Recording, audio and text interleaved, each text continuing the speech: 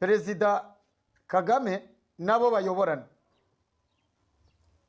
Mbabwire ngo kubera yuko mutegeze munyurwa n'iby'Imana yabambitse, ntimwanyurwa n'iby'Imana yabahaye,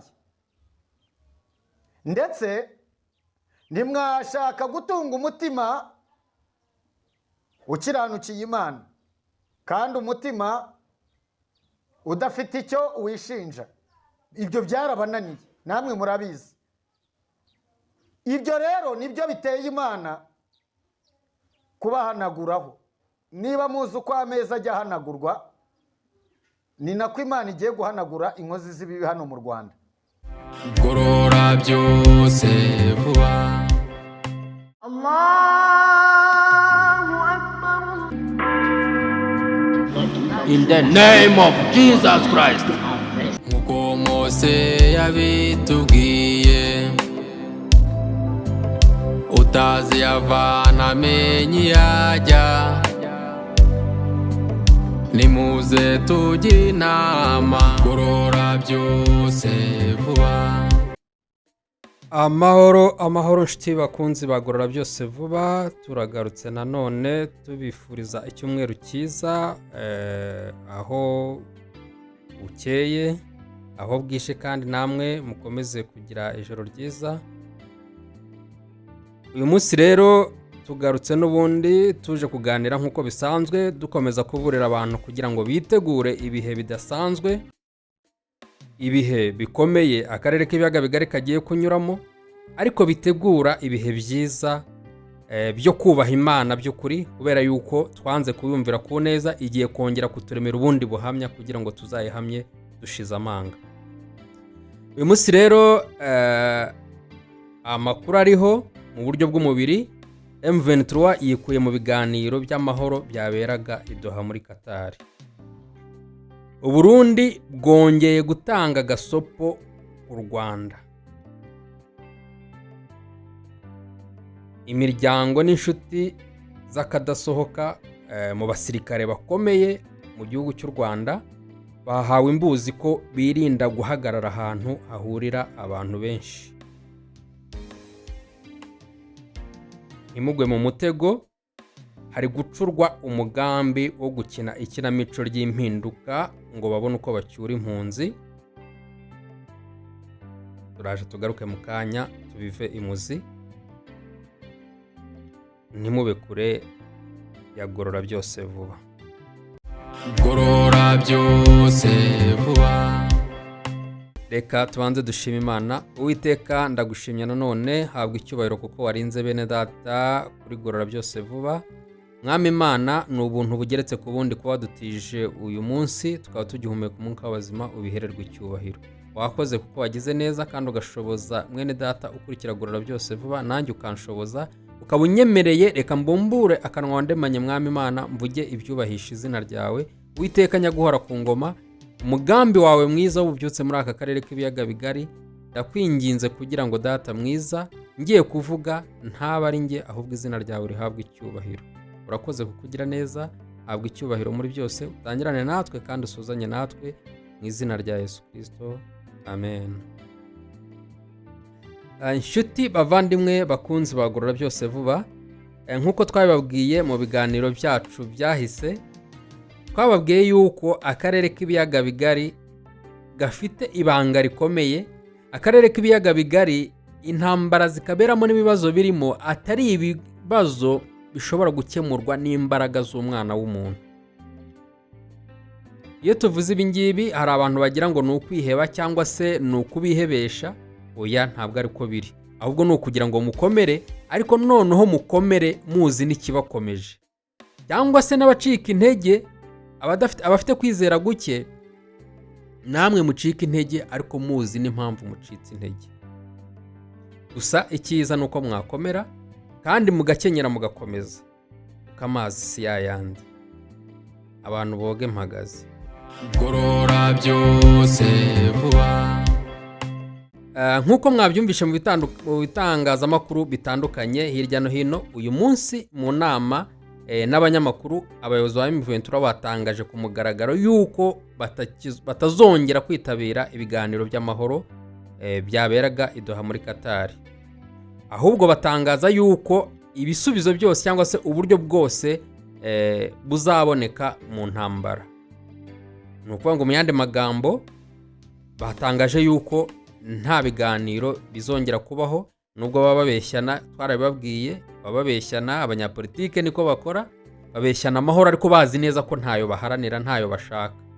Nayo mpamvu rero Satani iyo tuvuga ibi ngibi tuba tugira ngo tubabwire umugambi afite muri aka karere k'ibiyaga bigari, abarwana mu buryo bw'umwuka cyangwa se abarwanisha gusenga mbere na mbere. Iyo tuvuze gutya ntimukayimumva yuko abafite ibyo bakora tubanyeze cyangwa se tubaneguye. Oya, niba warahamagariwe kurwanisha umubiri ariko wizeye yuko imbaraga zawe n'ubutsinzi bwawe n'urugamba rwawe ruhishe mu buryo bw'umwuka, Imana ibiguhera umugisha kandi ukomeze inzira watangiye, ntucike intege. Ariko kandi twababwiye yuko aka karere k'ibiyaga bigari kaziwe ndetse nk'ibisubizo bizarokora aka karere ari ibisubizo nyobokamana, ari politike nyobokamana.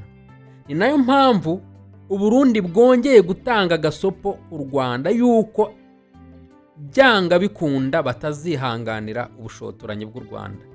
Mwibuke yuko ni nyuma ho gake y'iminsi mike ishize nanone ubwo Perezida Samia Suluhu Hassan nawe yavuze yuko kubera amakuru y'ubutasi igihugu cye cyari gifite yuko intasi z'u Rwanda ziri gutegura ibikorwa by'ubwiyahuzi muri Tanzania, ni nabwo hafashwe ingamba bafunga imirimo imwe n'imwe ku banyamahanga.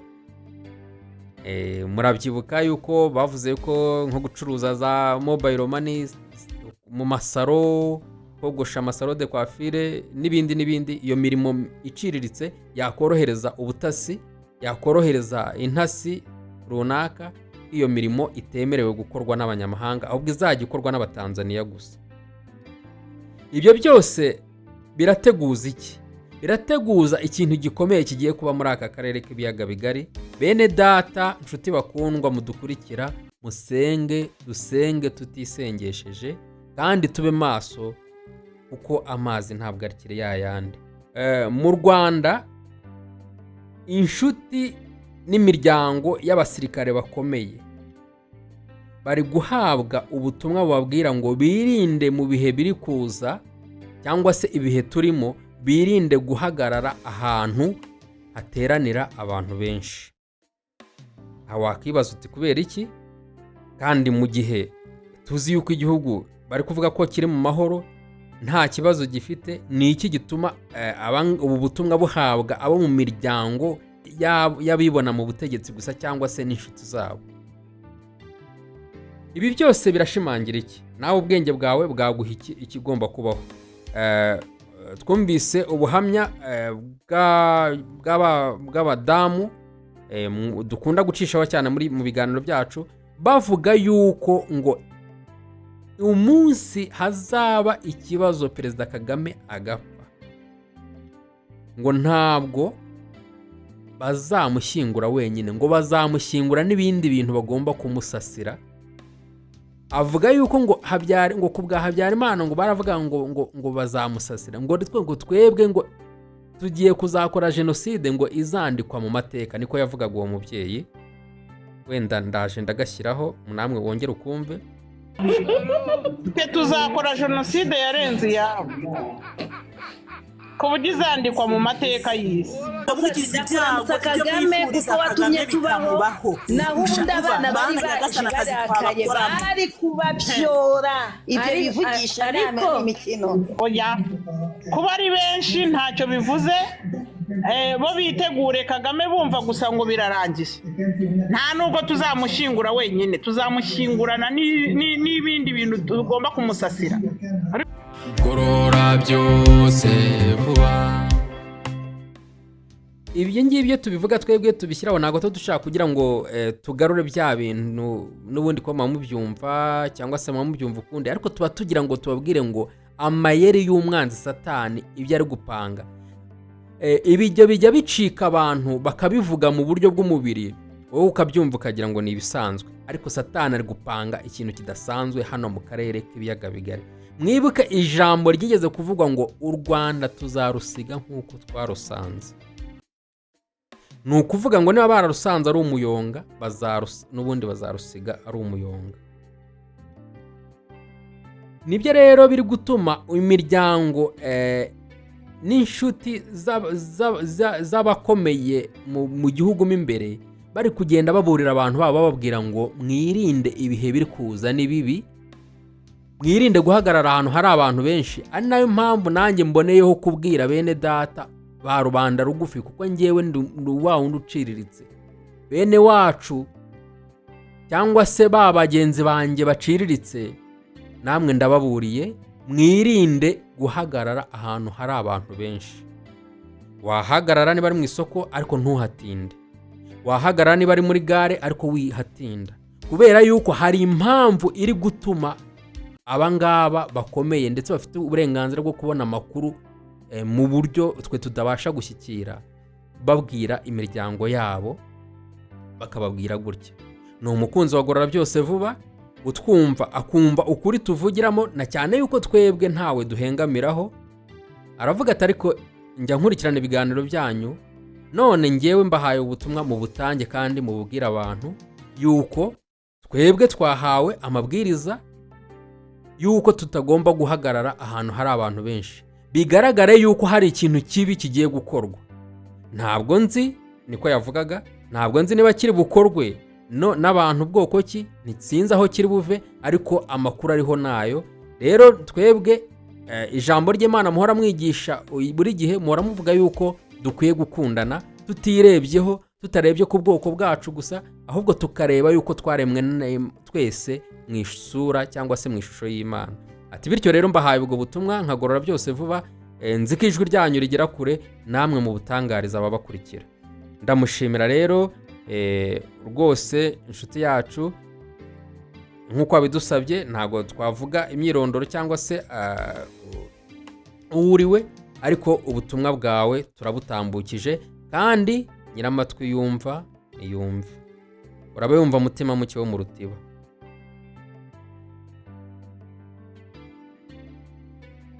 Uyu munsi wa none, muri iki kiganiro cya none, dusoza kuri aya makuru cyangwa se izi ngingo nto tubahaye, reka twongere tubabwire yuko n'ubundi imirwano ikomeje muri Sud Kivu.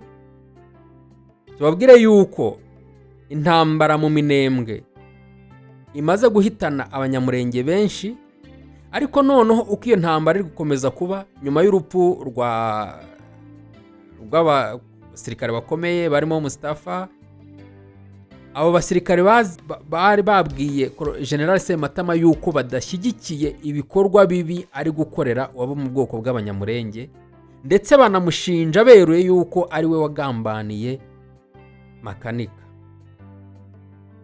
Ibyo byose bikaba ari ibintu bikomeje gutera umwuka mubi by'umwihariko mu muryango w'abanyamurenge, ariko noneho kandi ari nako byongera uburakari ubarwanya imitwe ihuriye mu ihuriro AFC, ndetse no ku ruhande kandi rw'inyeshyamba nazo zikomeje kurwana. Imirwano ikaba ikomeje gukomera cyane, ari nako ejo twabashyiriyeho video y'umusirikare ukomoka mu majyepfo y'u Rwanda wafatiwe mu mirwano muri Kongo.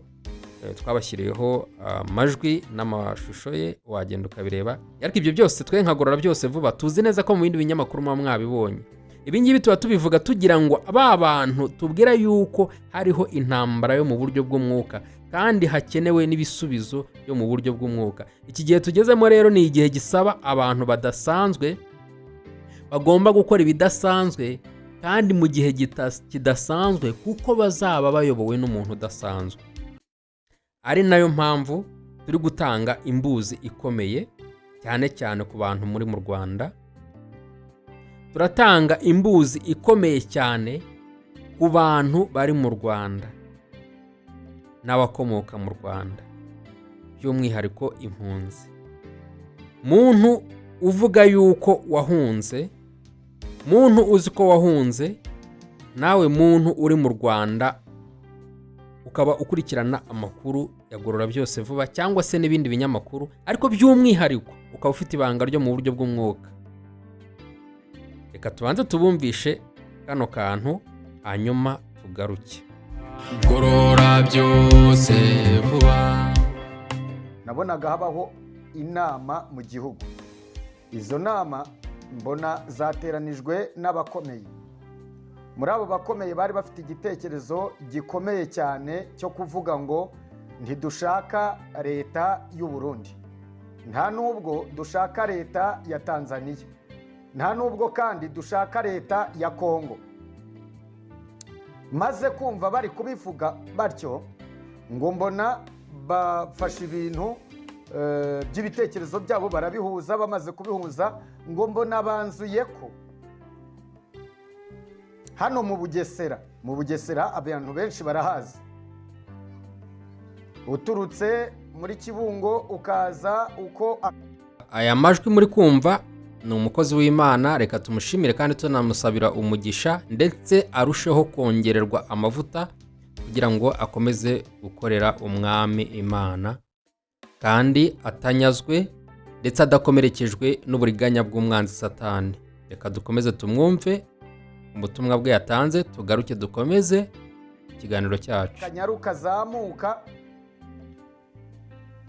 ukaza ukagera kuri uyu mupaka wa Ntemba mu Bugesera, ukamanuka ukagenda ugafata muri Gisagara, ukamanuka ukagenda ugafata muri Bweyeye. Ijwi ry'Imana ryansanze rirambwira ngo mube maso, abaturage baturiye kuri ibyo bice babe maso, basenge cyane kandi musengeshe umwuka iteka, musengera umubiri wanyu n'ubugingo bwanyu. Nagiye kubona ngo mbona muri iyo nama bakiyivamo, ngo mbona bamwe bahawe itegeko ryo kugenda bakahanyura. Nabonaga hanyura abantu, amakipe y'abantu benshi, kandi abo bantu bari bambaye imyenda ya gisirikare. Nabonaga ari abantu b'iwacu banyurira muri ibyo bice mvuze binjira i Burundi. Mbona i Burundi bibaye ibibazo bikomeye. Imana irambwira ngo inze kuri kamera nsobanurira Abarundi ndetse n'abatuye muri Kibungo no muri za Gashora n'abari mu Bugesera n'abari muri Butare igice kimwe ukagenda ukinjira muri Gisagara, ngo mube maso cyane, n'abari Bweyeye. Arakoze umukozi w'Imana. Ushatse kumva ubwo butumwa bwose uko bwari buri, wagenda kuri Bivugwe TV1 hanyuma ukabwikurikiranira. Twebwe tuba tubwifashishije natwe kugira ngo abatabashije kubwumva natwe tubwifashishe, hanyuma tubasobanurire ibijyanye n'ibyo tuba tugiye kuganiraho. Twari tumaze kubabwira yuko imbere mu gihugu bari kuburira imiryango yabo n'inshuti zabo yuko birinda guhagarara ahantu hateranira abantu benshi, ari nako ababishoboye bamwe na bamwe imiryango yabo bari kugenda bayikura mu gihugu. Ariko reka tubwire wowe uzi neza yuko uri kugira uruhare cyangwa se wagize uruhare mu mahano ari kubera muri aka karere k'ibiyaga bigari. Si byiza guhungisha umubiri gusa udabanje guhungisha n'ubugingo bwawe. Bishatse kuvuga ngo mubanze mwihane imbere y'Uwiteka, kuko Imana irakicaye ku ntebe y'imbabazi kandi Imana ntirobanura. Wihannye umaramaje, Imana yakubabarira. Muri ubwo butumwa bari gutanga babwira abantu ngo birinde guhagarara ahantu hateranira abantu benshi, ni ukubaburira nk'uko uyu mukozi w'Imana nawe ari kuburira abantu. We ni ibyo yabonye mu buryo bw'umwuka. Izo nama ziba ntiyari ahari. Niba turi kuvuga aya makuru twayahawe n'umuntu nk'uko tubabwiye, ntabwo yari ahari. Nanjye simuzi, n'uyu muhanuzi w'Imana simuzi rwose, ariko umwuka twese utuyobora n'umwe. Bivuge ngo Imana irashaka kuburira abantu bayo, mwebwe mutabasha kugera ikambere, mwebwe mutabasha kumenya ibiriho, mube maso kandi musenge cyane. Avuze ibice byegereye Burundi byose, avuze Kibungo, avuga Bugesera, avuga za Gisagara, avuga za Bweyeye, ngo mube maso cyane. Twari tubabwiye yuko mu ngingo z'amakuru twabahaye hejuru, twabwiye yuko Uburundi bwahaye gasopo u Rwanda, bwongeye guha gasopo u Rwanda. Muri ubu buhanuzi uyu mukozi yatugejejeho yavuzemo yuko hari n'amakuru n'ubundi Imana yamuhishuriye ukuntu hari ingabo zigiye kuva mu Rwanda zoherezwa muri Tanzania ngo zinyuze muri parike y'Akagera. Ibi twarabivuze, yari amakuru ariho, twarabivuze mu buryo bw'umubiri yuko biri gutegurwa. Mwibaze rero kuba Imana ikomeza kongera kubigarura mu buryo bw'umwuka, ikabihishurira abagaragu bayo natwe kugira ngo badutangarize. Bisobanuye ngo tugomba kuba maso cyane. Imana iri gukomeza guhishura yuko imbere mu gihugu hagiye kuba ibintu bidasanzwe, hagiye kuba ubugome budasanzwe. Umuntu umenyereye amayeri ya Satani hano mu karere k'ibiyaga bigari, byanashoboka ko Satani atangira gutegura operasiyo nk'izo yateguye, nk'uko twabibonye umwami w'Induga atubwira ati igikondo. Uyu mudamu wagaragaye mu ndirimbo ya Karemera Rodrigue yagaragaye nk'umututsikazi washyigikiraga interahamwe kugira ngo zice abatutsi. Byashoboka rero ko Satani yaba ari gutegura andi mayeri. Ana mpamvu twebwe dutegura ibiganiro turababaza ngo se mwamaze gusobanukirwa ubwoko bw'urugamba mu Rwanda n'amayeri Satani akoresha ku buryo atazongera kubagusha mu mutego? Ese uyu munsi haramutse n'urugero, haramutse hateguwe ibitero by'ubwiyahuzi, bakajya bagenda bagakora ibikorwa by'ubwiyahuzi cyangwa se ibikorwa bibi ahantu hateraniye abantu, ntago bagutuma ngo ugende ubikore. Wowe musirikare ntago bagutuma ngo ugende ubikore. Wowe muturage wagize amahirwe ukarokoka cyangwa ntufungwe, ntago bagutuma ngo ubikore. Ese ibyaba byarabaye byaba byarakwigishije iki? Tugana ku musozo rero, reka tugire inama abanyapolitike, by'umwihariko cyane cyane abiyita opposition batavuga rumwe na leta ya FPR. Hariho umugambi ukomeye cyane Satani yamaze kubapangira. Ari niyo mpamvu tubasabye ngo muyoborwe n'umwuka kandi musengeshe umwuka iteka kugira ngo mubashe guhishurwa. Ndetse n'ibiba byiza mujye mwegera abantu nk'aba ngaba bakavuza nduru b'abanyamwuka, none mubasabe ko basenga Imana ibahishurira imigambi mwebwe mutabasha kubona n'amaso yanyu, kugira ngo mumenye uko mwitwara. Ariko kandi namwe imyitwarire yanyu iyoborwe n'umwuka koko, kubera yuko hari gutegurwa amayeri y'ikinamico by'agahenge mu gihugu, aho hazahindurwa ibintu mu buryo budasanzwe. Rimwe na rimwe ndetse mushobora no kuzisanga abantu mwari mwicaranye muri politika, aho mwari muri kumwe bose bari muri uwo mugambi, cyangwa bamwe muri bo bashyizwe muri uwo mugambi, namwe bakabareshya kugira ngo mugire ngo ibintu byahindutse. Hari umugani niba atari igitekerezo murambabarire, ariko batubwiraga twigaga mu ishuri, Bakame itubwira ukuntu ngo yateze cyangwa se yapinje n'indi nyamaswa, ngo hanyuma ngikavuga ngo ntago wambonera ngo igitebo ngo cyuzuye inyoni, ngo ndetse ngo ntiwambonera ngo inzoka ireshya ngo n'iyi nkoni, ngo kandi ngo nta nubwo wambonera ngo amata y'imbogo ngo yuzuye iki cyansi. Nuko Bakame irapinja, iragenda ihagarara ahantu ikajya yivugisha ngo ntago bishoboka, ibi ntibishoboka rwose.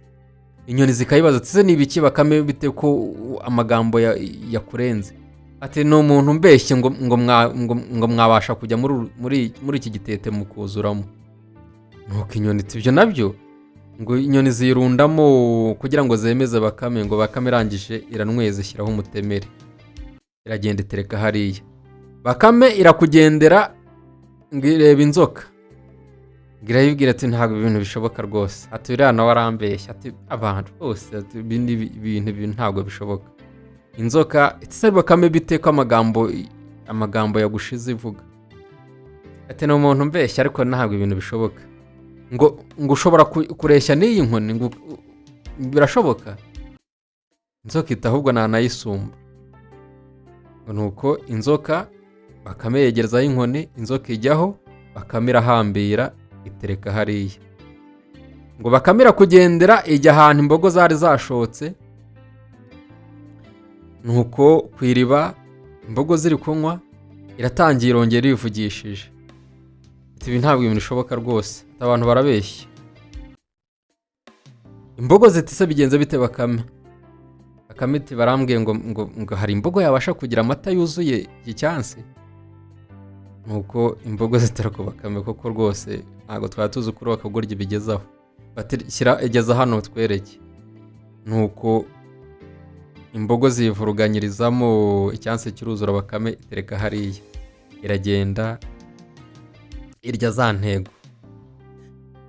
Iki gitekerezo rero cyigisha abanyabwenge. Bantu bo muri opozisiyo, mwebwe baturage, Satani agiye gushuka ngo habayeho agahenge. Satani agiye kubeshya impunzi ngo habayeho agahenge, ngo hari ibyahindutse. Amaraso yanyu sinzayabazwa. Amaraso yanyu sinzayabazwa. Kandi ijambo ry'Imana ratubwira ngo abantu banjye bazize iki? Ukubura ubwenge. Uwiteka abagirire neza. Banyapolitike, mugiye kongera gusambana n'ikinyoma. Wa mudayimoni twababwiye, wa mudayimoni utuma babita imbwa, ari wo mudayimoni w'ubusambanyi, kuko musambana n'ikinyoma bikababaza Imana. Ba banyapolitike mugiye kugera ikirenge mu cyaba Kanyarengwe. Mugiye kugera ikirenge mu cyaba ba bandi bose bagambanye, bamwe mwita abagambanyi. Ariko mu by'ukuri ari umwuka w'ubusambanyi, ari umwuka wo gusambana n'ikinyoma. Ndabinginze mwegera abanyamasengesho babarimo. Iyo mvuga abanyamasengesho ntago ngiyewe mvuga abanyamadini. Mwegera abanyamasengesho bayoborwa n'umwuka w'Imana babarimo, hanyuma babasengere kandi Imana ibafashe, ibabwire icyo mukwiye gukora nuko mukwiye kwitwara. Mugire ibihe byiza, reka dushime Imana. Uwiteka ndagushimye nanone, habwa icyubahiro kuko uri Imana igira neza, habwa icyubahiro kuko uri Imana y'urukundo, habwa icyubahiro kuko uri Imana izi byose, iri hose kandi ushobora byose. Izina ryawe nirihabwa icyubahiro. Mana nziza, urakoze kuko wihesheje icyubahiro, urakoze kuko twemereye tukavuga. Twemerere Mwami Imana utahe imitima y'ubwoko bwawe, babashe kugira ibyo bakuramo, ndetse niba byiza bakuremo byinshi kurusha ibyo twebwe tubasha kumva. Mu izina rya Yesu Kristo, kandi tugusabye ukomeza gutanga amahoro Mwami Imana. Nubwo ibihe bije ari ibihe bikomeye, ariko turakwinginze kugira ngo ukomeze abantu bawe, kandi ikiruta byose Mwami Imana turusheho kukwegera no kubana nawe, tuyoborwa no kuri kw'ijambo ryawe muri byose, ndetse umwuka wera ajya twigisha kandi arushaho kuduhugura uko bwije n'uko bukeye, kugira ngo natwe tuzaraganwe cya gihugu cy'isezerano, kugira ngo natwe tuzambare ikamba ry'ubugingo by'uko twanesheje. Urakoze kuko wumvishe gusenga kwacu, tubisabye dushima mu izina rya Yesu Kristo, Umwami, Umukiza n'Umucunguzi wacu. Amen. Gorora byose vuba.